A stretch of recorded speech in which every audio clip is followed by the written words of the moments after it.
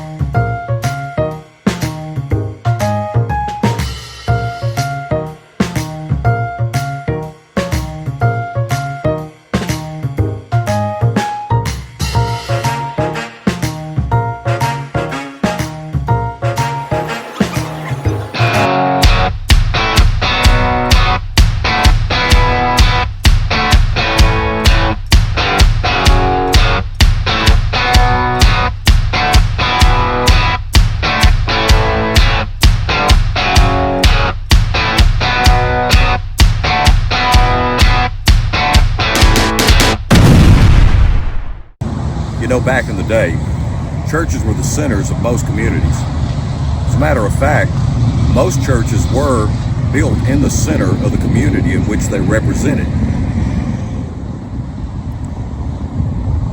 This specific church here was actually built on a property that we had possession of, the church that I pastored. We were going to build here. We just had a small plot of ground, and we're really unable to acquire any of the surrounding properties due to the ownership. And this particular church, which had an adjacent building, it began buying in and around. So we were somewhat forced to sell to them. But of course now the building is empty. I think they're still trying to use the facility, but current circumstances have prevented assemblies here for some time. Currently, all across America, as in many nations, many churches and places of worship have been closed to gatherings and assemblies due to the widespread of COVID around the world today. Now, while I don't believe that this severe lockdown or tragic lockdown was intended to target churches, churches really tend to be our most tragic loss right now. The closure of all manner of businesses across America has caused one of the greatest economic slumps that our country has actually known in decades. But the closing of assemblies in our country has caused an even greater problem, because this actually allows for the substitution of what we actually know to be knowing God.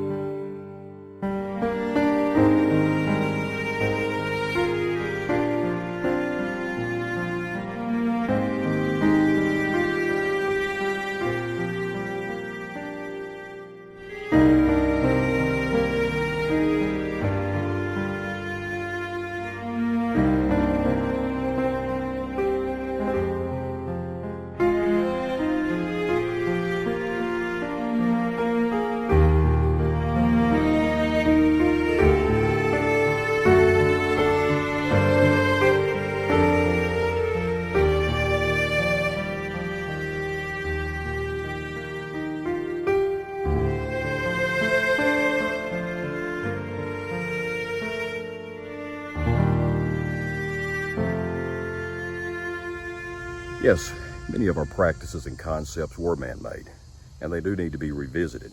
However, Bible doctrines need to be refreshed, they need to be remembered, and they need to be practiced, stirred up within us on a regular basis.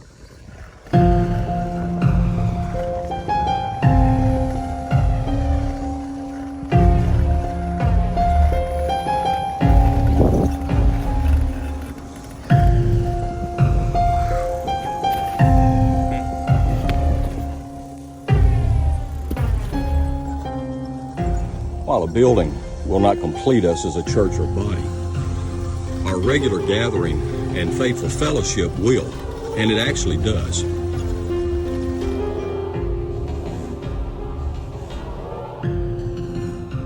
It was Satan's jealous nature and covetousness that overthrew his heart and caused him to turn against the Lord in pride. Isaiah 14 tells us out of his heart where he spoke, "In thy heart thou hast said, I will ascend to heaven. Above the stars of God I will set my throne on high. I will sit on the mount of the assembly in the far reaches of the north. I will ascend above the heights of the clouds. I will make myself like the Most High."